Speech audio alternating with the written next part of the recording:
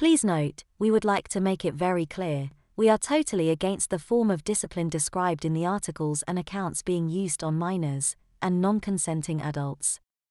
Although some of these accounts are fictional, and others may be an exaggerated reality, none of them are too far from the truth of what really happened back in those days. A memory of the belt.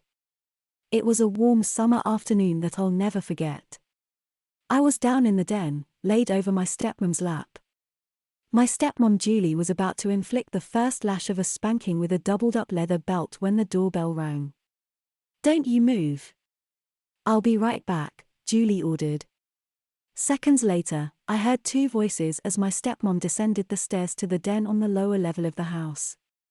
I quickly recognized the other voice as Julie's best friend and next-door neighbor Barbara. "Let me get this spanking over with Barbara and we'll go have a cold beer," Julie told her. "I'm glad you came over. This spanking will do him more good with you present."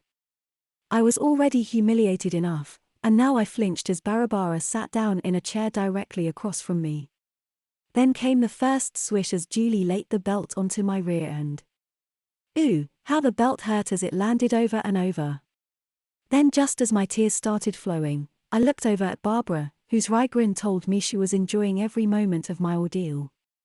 Finally, after the last lash had been administered, Julie allowed me to go to my room where I was to stay until dinner.